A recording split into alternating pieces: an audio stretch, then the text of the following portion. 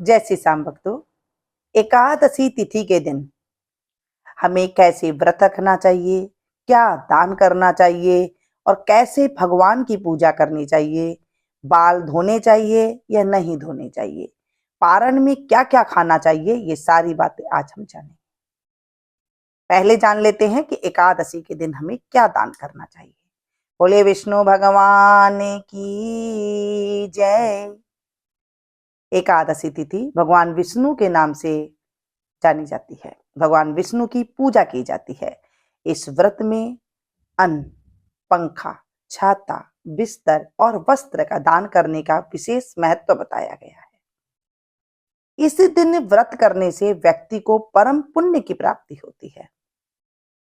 जैसे मैंने कहा कि विष्णु भगवान को समर्पित है एकादशी की तिथि, तो इस दिन चने और गुड़ का भी दान करना बहुत ज्यादा मंगलकारी माना गया है। हमारा शास्त्र कहता है कि इस दिन आम और खरबूजा का दान करने से भी विष्णु भगवान की विशेष कृपा मिलती है।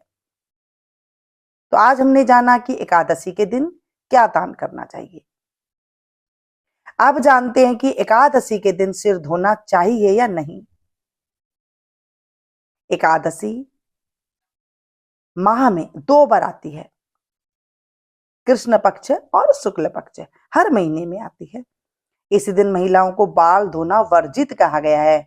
हमारे शास्त्र में कहा गया है कि जब बाल धोते हैं और जब बाल टूटते हैं, जितने बाल टूटते हैं उतने जन्मों तक पाप का जो बोझ है उन्हें ढोना पड़ता है। तो इसलिए बाल नहीं धोते हैं। साथ में गंदगी जो है वो नहीं निकलती है बालों से, इसलिए भी मना किया जाता है।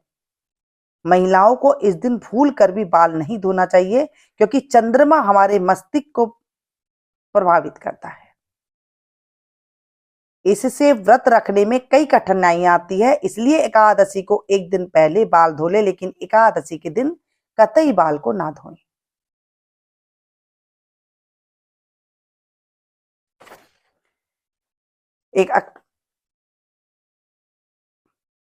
अब हम जानेंगे कि एकादशी के पारण में हमें क्या नहीं खाना चाहिए, यानी कि दूसरे दिन जब आप पारण करते हैं तब उसमें क्या क्या नहीं खाना चाहिए।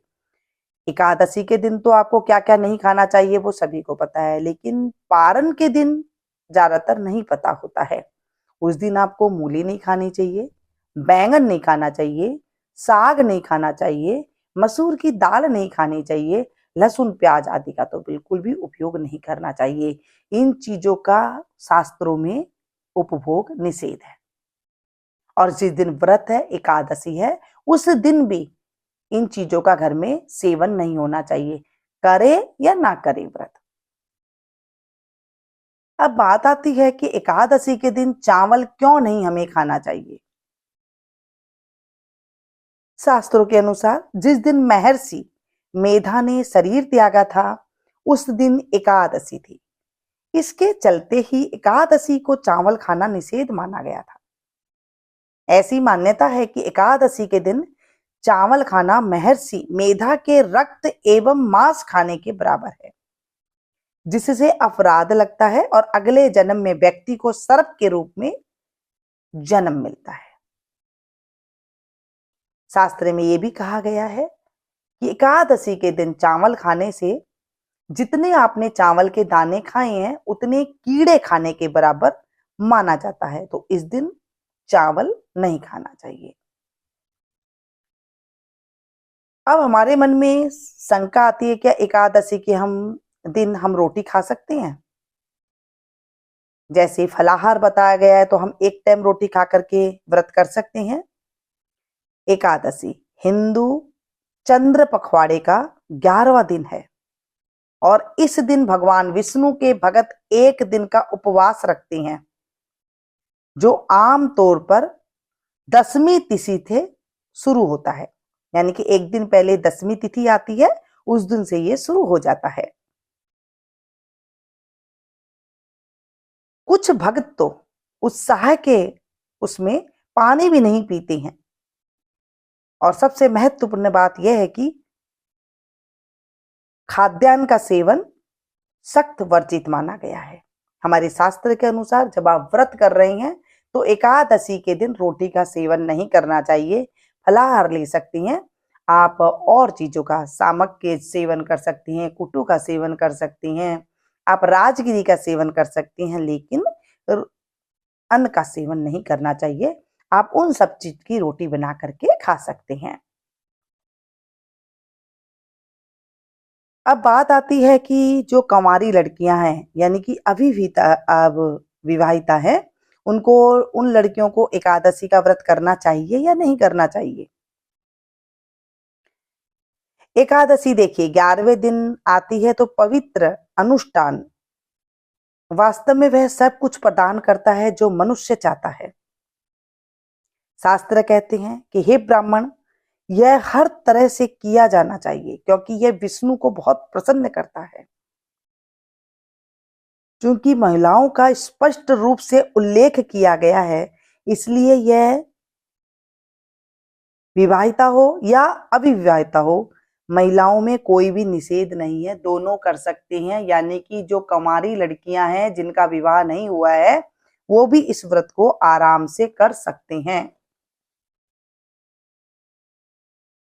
एकादशी के दिन कौन कौन व्रत रख सकता है?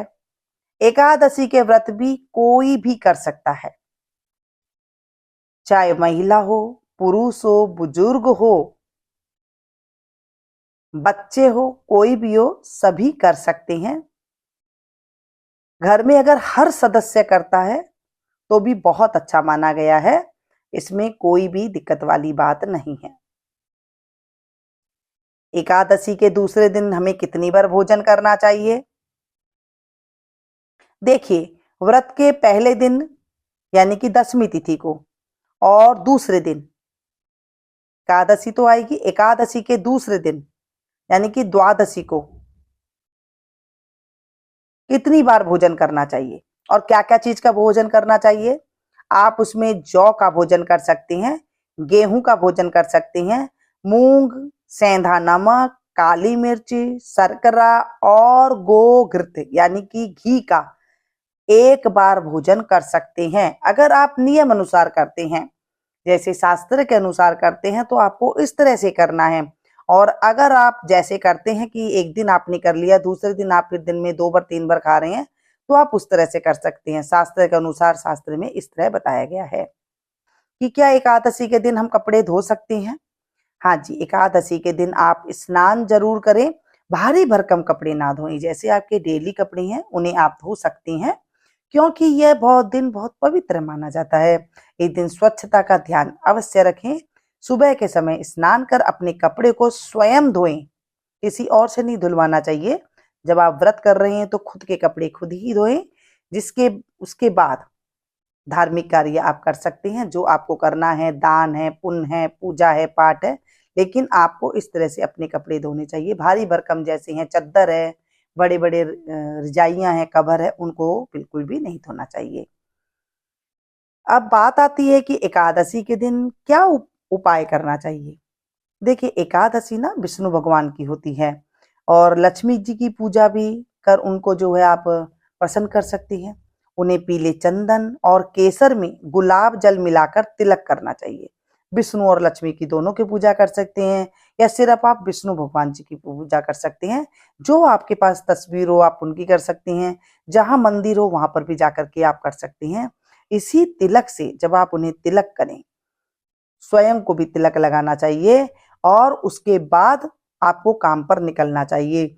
जब भगवान विष्णु को हम पीला चंदन लगाते हैं, पीला चंदन नहीं है कोई बात नहीं, आप पीली हल्दी से भी उन्हें तिलक लगा सकते हैं और उसके बाद उसी तिलक से अपने आप को भी तिलक कर सकते हैं। पूरे घर में जितने सदस्य हैं उन्हें भी आप तिलक कर सकती हैं।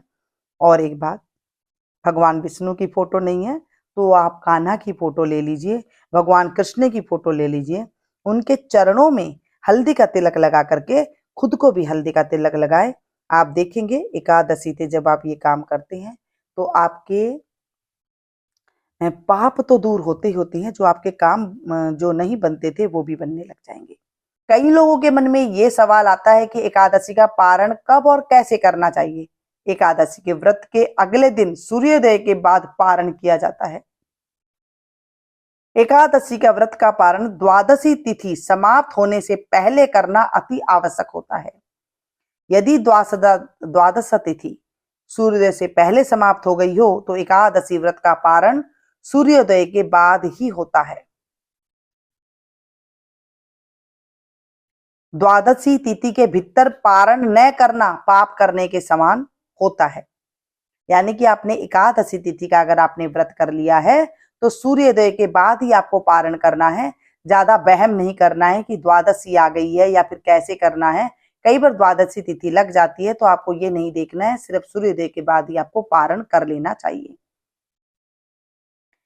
कितनी एकादशी का व्रत करना चाहिए? माह में 2 एकादशियां होती है तो माह में 2 बार आप कर सकती हैं। वैसे हमारे शास्त्र के अनुसार शुक्ल पक्ष की एकादशी जितने भी जो गृहस्थी लोग हैं उन्हें करना चाहिए 2 बार, और वर्ष में 365 दिन में मात्र 24 बार ही नियम पूर्वक एकादशी आती है। अगर आप नियम पूर्वक करती हैं, कोई आपने ले रखी है एकादशी के, जैसे कई तरह से एकादशी की जाती है, कई बार तुलसी का पत्ता दल लेकर के खाई जाती है। जो 26 एकादशी का नियम लेती हैं उन्हें तो वैसे कर लेनी चाहिए, दोनों करनी चाहिए, एक शुक्ल पक्ष और कृष्ण पक्ष। अगर आप वैसे ही करते हैं कि हम सिर्फ वैसे ही कर रही हैं, खाना खा करके फलियार कर करके जो करती हैं, उसमें आपको गृहस्थी लोगों को सिर्फ शुक्ल पक्ष की एकादशी ही कही गई है हमारे शास्त्रों के अनुसार। प्रत्येक तीसरे वर्ष में अधिक मास होने पर 2 एकादशी और जुड़ जाती है, इसलिए वो 26 हो जाती है, वैसे 24 पड़ती है। तो आप देख लें आपको कैसे एकादशी करनी है।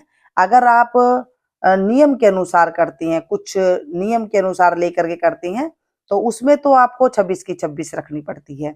और अगर आपको खाली शुक्ल पक्ष में करनी है तो वहां पर आपको सिर्फ शुक्ल पक्ष की ही करनी होती है। ठीक है। एकादशी के दिन जन्म लेने वाले बच्चे कैसे होते हैं? देखिए, एकादशी के दिन जन्म लेने वाले बच्चों का स्वभाव दान पुण्य करने में एकदम आगे होता है। वो पीछे नहीं हटते हैं किसी भी दान पुण्य में। ये लोग वाणी से भले ही कठोर हो जाते हैं, आवाज जो है इनकी कठोर होती है, लेकिन उनका जो दिल होता है, जो हृदय होता है, बहुत ज्यादा नरम होता है, विनम्र होता है। किसी को भी देखकर जल्दी पिघल जाते हैं। एकादशी में जन्मे जातक को धन की लालसा नहीं होती है, ज्यादा कोई भी चीज की लालसा नहीं होती कि मुझे ये मिल जाए, ये मिल जाए, ये मिल जाए। बोले विष्णु भगवान की, एकादशी मैया की।